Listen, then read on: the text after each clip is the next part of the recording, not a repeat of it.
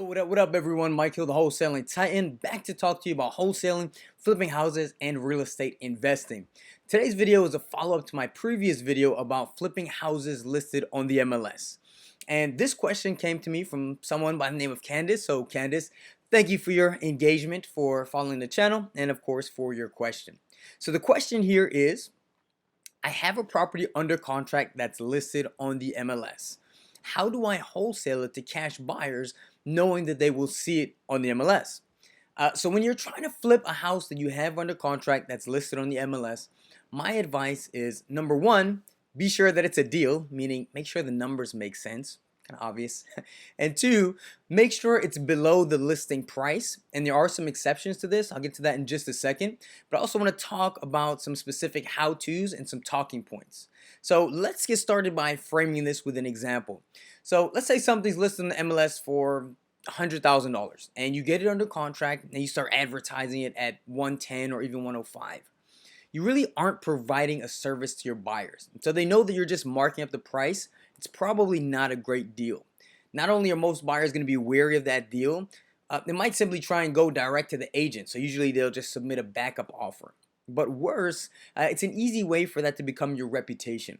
A lot of buyers are just going to see you as someone marking up bad deals, providing no value, and they're going to unsubscribe from your list. So it's kind of like that boy who cried wolf syndrome. And then when you do have something that's actually a deal, something they would have purchased, they won't be there. This can also hurt you in terms of referrals. I mean, people who buy deals often have friends who buy deals, and they're not going to recommend you to their peers if you have that reputation. Now, again, like I said, there are exceptions to this rule, and one example would be in the case of an unapproved short sale. So a short sale, again, is when somebody owes more on the property than it's worth, and then they go through some type of financial hardship, and they ask the bank to allow them to sell the property and pay off less than what's owed. So let's say a house, again, is worth $100,000. Seller maybe took out some type of equity loan. Now they owe $120,000. And they lost their job. So now they're working on a short sale. So that property gets listed on the MLS as an unapproved short sale with an asking price of, let's say, $70K. So the seller has to sign a contract with you as the buyer, and say you guys, again, sign that contract for $70. And hypothetically, they could sign a contract with you for $7,000 because remember, they don't actually own the property. So what happens is you can have that contract signed between you and the seller for $70,000, but then the lender has to approve that purchase price. So if you have that contract with the seller for $70K and you want to try to wholesale it for $80K, and the bank comes back and says, we're going to approve this at $80K, but then you're kind of screwed. So the reason these unapproved short sales are an exception to that rule of, always make sure your asking price is lower than the asking price, the one that's listed, is because those unapproved numbers usually start off lower than what the bank is going to approve. But the thing is, for your serious buyers, they know how these things work, and if not, you can always explain it to them. You say, yes, I understand you saw it at a lower listing price, but that was the unapproved short sale price. And then you tell them, I've been working this deal for the last 3 months or whatever it is, and I just got this back approved from the lender. This is the lowest that they're going to accept. So that's just one example of an exception to that rule. So now we'll go back to our example, and let's say, again, something's listed for $100,000, and you get the seller to accept a lower offer, and now you're able to offer it an asking price of $70,000. That's fine. Like, you've done the negotiating to make it a deal, and so that justifies your fee.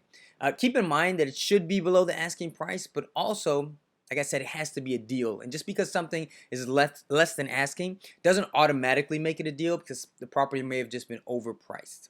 So now here are your talking points for your buyers. So when your buyers call, you simply need to communicate effectively. You really want to convey that you have the property under exclusive contract, meaning that you're the only one that can purchase that deal. And one strategy that buyers can use to try and cut you out and get the property for a lower price is to put up a backup offer and wait for you to cancel your contract in the event that you can't sell. Now, there really isn't anything you can do about that, but if you can't sell it, probably wasn't a great deal to begin with. But also, to offset that strategy, two things I convey to my buyers. And one is that there are other buyers interested in this property. And two, I may just close on a deal myself and resell it after closing or wholesale it, meaning that the only way for them to get the property is to buy it from me. So that's going to discourage them from trying to go direct or putting in that backup offer, and simultaneously induces FOMO, that fear of missing out. And so the last thing I really want to mention here is that you will come across some buyers who say they only want off-market deals and nothing listed on the MLS.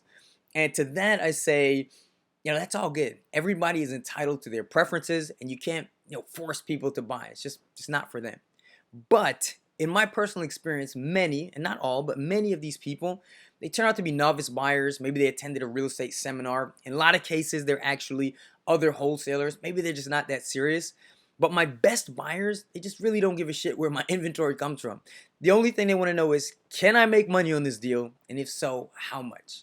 So imagine this, right? I come to you and I say, hey, I have this deal that you can make $50,000 on. And you ran the numbers and you were in agreement. You could in fact make 50K. Would you say, hey, that sounds good, Mike, but where did you get it? If it was on the MLS, I don't want it. It's not really a rational answer. And so buyers with that mentality, just can I make money? Those are the buyers that I focus my attention on. So I hope that clarifies a bit more on flipping houses that are listed with a realtor. Again, it's a highly recommended source to add to your pipeline. It works for newbies who don't have a lot of capital to invest in their marketing. It's good for more experienced wholesalers looking to just add to their top line. And again, it's a strategy that can be easily delegated. So if you haven't watched my previous video, it's called How to Wholesale Real Estate Listed with a Realtor. I'll go ahead and leave that link in the description. Definitely go ahead and check that out. And as always, please do like, comment, and subscribe. I'll be reviewing, looking over, and answering your comments here.